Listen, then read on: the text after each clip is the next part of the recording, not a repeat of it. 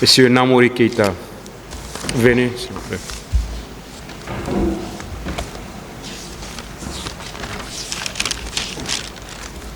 Vous voulez parler dans quelle langue? En français, si vous le permettez, Monsieur le Président. Vous pouvez vous asseoir si vous le voulez.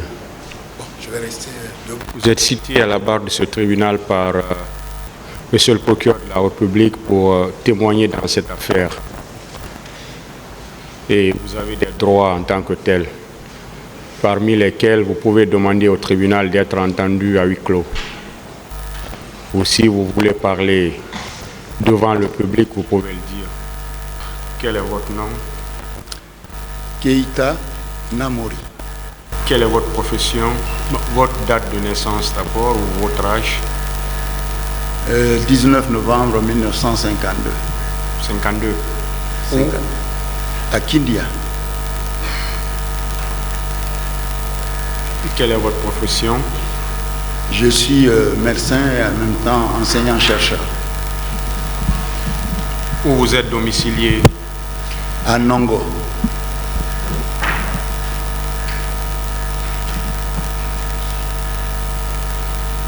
Est-ce que vous avez des liens de parenté avec les personnes qui sont assises dans le box des accusés ou avec les différentes parties civiles de cette affaire? Non. Est-ce qu'il y a des liens de subordination entre vous? Non. Des liens d'alliance? Non. Aucun lien, dites-moi. Pardon? Aucun lien. Aucun lien. Alors on va vous entendre à titre de témoin dans cette affaire. Et vous allez dire au tribunal ce que vous avez vu, ce que vous avez entendu. Et le faux témoignage est une infraction qui est prévue et punie par la loi. Alors vous allez jurer de dire à la barre de ce tribunal, sans haine et sans crainte, toute la vérité et rien que la vérité. Sur ce, vous leverez votre main droite et direz « je le jure ». Je le jure. Alors, M. Keïta, dites au tribunal tout ce que vous savez à propos des événements du 28 septembre 2009. Merci, Monsieur le Président, de me donner la parole. Je pense que l'histoire que je vais raconter ne sera pas très longue, elle sera bien brève. Le jour du 28 septembre, comme tous les jours d'ailleurs, même si c'est les jours fériés parfois, je quitte chez moi assez tôt, puisque j'habite un peu loin, pour arriver au service aux alentours de 7h15, 7h30. Ce fut le cas le même jour. Alors, je suis sorti, il y avait une toute petite pluie fine qui tombait ce jour-là. En passant, puisque j'avais entendu à la radio, comme tout le monde, qu'il y aurait une manifestation au stade du 28 septembre, en passant devant le stade, à cette heure-là, il n'y avait pratiquement personne, avec les commerçants qui ont l'habitude de faire la vente dans la zone. Je suis donc rentré à l'hôpital. J'ai fait le tour de l'équipe de garde, puisqu'il y a toujours une équipe de garde 24 heures sur 24 dans les hôpitaux, de façon générale. Et puis je suis allé m'installer dans mon bureau. Et j'ai commencé à travailler. Parce que je profite de ces jours-là pour rédiger les cours et puis essayer de regarder les programmes de recherche que nous avons. Et c'est ce que j'étais en train de faire. Et puis, longtemps après, j'ai entendu des bruits sourds. Au début, j'ai pensé que c'était des explosions.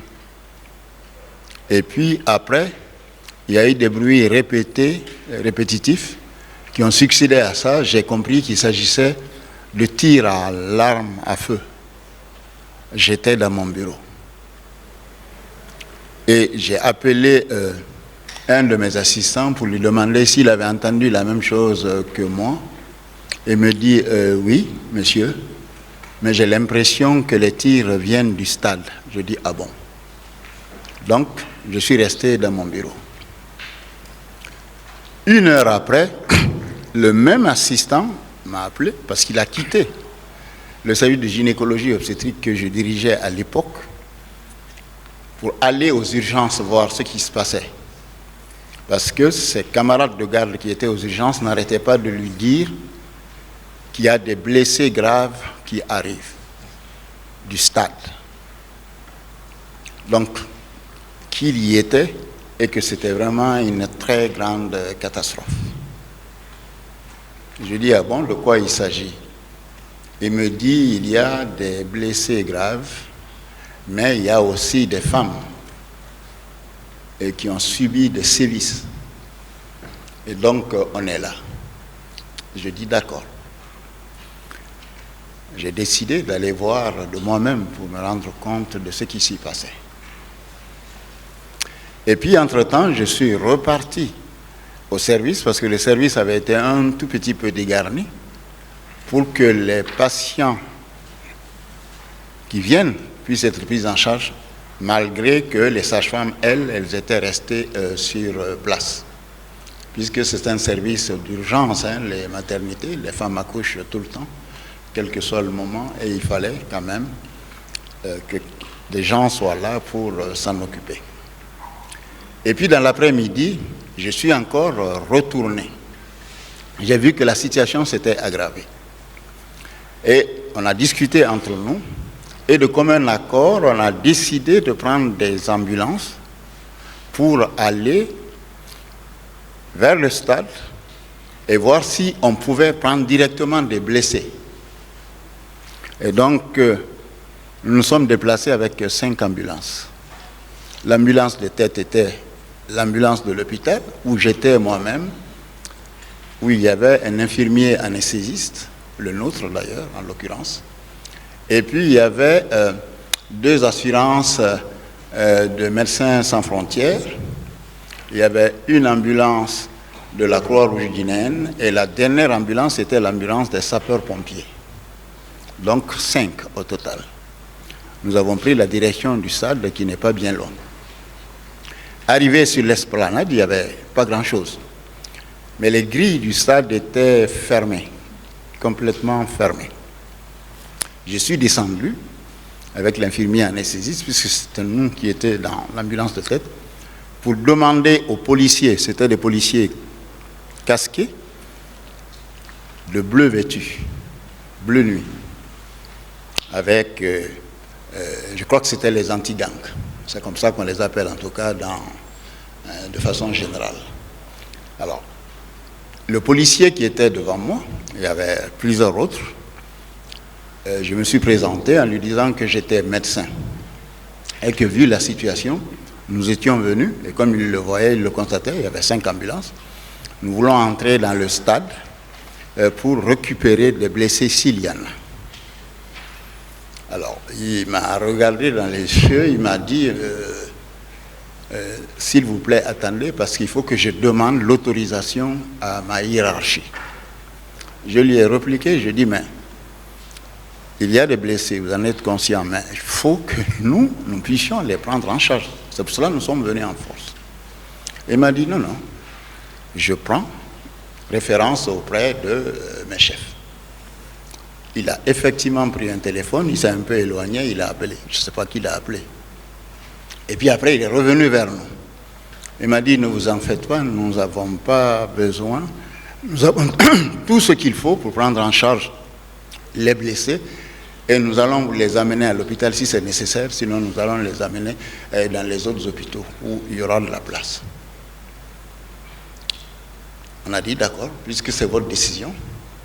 Nous avons décidé donc d'aller dans les quartiers, parce qu'on nous avait informé à l'hôpital qu'il y avait des blessés qui étaient couchés dans les quartiers, en particulier à Dixine-Bora, à Landrea-Port, et puis dans le quartier de Dixine. Nous sommes ainsi sortis, les 5 ambulances, se suivant pour aller dans le quartier. Dans le quartier de Landrea-Port, nous avons été stoppés par une patrouille de bérets rouges qui nous a arrêtés. pour nous dire, mais qu'est-ce que c'est que ça? De toutes les façons, tous ceux qui ont fait des conneries, nous allons les avoir et nous allons les sanctionner à la hauteur de leur forfaiture. Alors je lui ai dit, j'ai essayé de lui répondre que moi j'étais médecin, que je n'avais rien à voir avec quoi que ce soit. J'essayais de faire mon travail et c'est tout. L'anesthésiste qui était avec moi m'a dit, ne discute avec personne, nous sommes venus pour travailler et il faut qu'on continue. Alors sur ces faits, ils ont laissé la route, nous avons continué. Il n'y a pas eu de violence, hein, ça je l'assure. Mais dans le quartier, comme il y avait beaucoup de bérets rouges, les gens avaient peur de dire qu'ils avaient hébergé des blessés. Ils nous faisaient des signes. Certains faisaient comme ça, en nous voyant passer. D'autres nous faisaient ce genre de signes pour nous dire qu'ils avaient des blessés.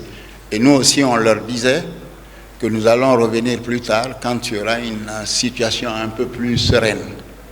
Nous avons ainsi continué vers Dixine Bora, vers là où habite M. Mamadou Silla, dans cette zone-là. Nous avons fait tout le quartier où nous avons commencé à ramasser des blessés qui étaient là, des gens qui nous voyaient, qui nous signalaient, et puis on les embarquait pour les amener vers l'hôpital. Nous avons fait un tour complet, nous sommes revenus sur nos pas. Nous avons aussi embarqué quelques blessés et nous sommes revenus vers l'hôpital. Mais dans ce lot de blessés, il n'y avait pas, bien heureusement, de blessés très graves. Il y avait des coupures au niveau des cuisses, au niveau des jambes et autres, mais il n'y avait pas de blessés véritablement graves qui mettaient en vie la vie en danger de ces gens-là que nous avons pris en ce moment précis. Nous sommes ainsi revenus à l'hôpital. Nous avons remis ce que nous avons récupéré à l'équipe qui était sur place. Et puis, nous avons essayé, nous les avons pris en charge. J'ai appelé à l'époque la directrice qui était dans son bureau, qui venait de quitter justement, mais son adjoint était là au service des urgences et avec lui nous avons essayé d'organiser la prise en charge qui était déjà bien en place et bien avancée pour les premiers blessés qui étaient arrivés. Et puis entre-temps, il y a des militaires, on ne sait pas d'où ils venaient, qui ont essayé de s'introduire dans l'hôpital. Et ils ont même jeté une grenade lacrymogène dans la cour de l'hôpital. Alors, les médecins et le personnel infirmier se sentis frustrés. Beaucoup se sont levés et ont couru vers la porte avec des menaces en disant « Tuez-nous tous, si c'est ça votre vœu ». Et après, la situation s'est calmée. Il y avait des militaires, 2, je crois, qui étaient dans la salle des urgences. L'équipe les a fait chasser pour qu'ils sortent de l'hôpital. Entre-temps, un officier est venu qui les a instruits de quitter immédiatement l'hôpital. Ils se sont exécutés, ils sont partis. Et puis, on a commencé à voir les femmes qui avaient eu des sévices. Mes assistants m'avaient parlé de celles qui étaient venues. Une partie était déjà partie à leur domicile. Et puis, il y en a qui étaient restés. Et dans les jours qui ont suivi, nous avons continué à recevoir les femmes violées qui ont pris le courage après de venir à l'hôpital. Voilà ce que je sais de la situation du 28 septembre. Ce que j'ai vécu et ce que j'ai vu. Et nous avons continué le travail. Je suis rentré ce jour-là à mon domicile aux alentours de 21h parce que tout le monde me conseillait de ne pas partir très tôt, d'attendre que la situation se calme avant de partir. Et c'était le cas aussi pour mes autres collègues, chefs de service qui étaient dans l'hôpital.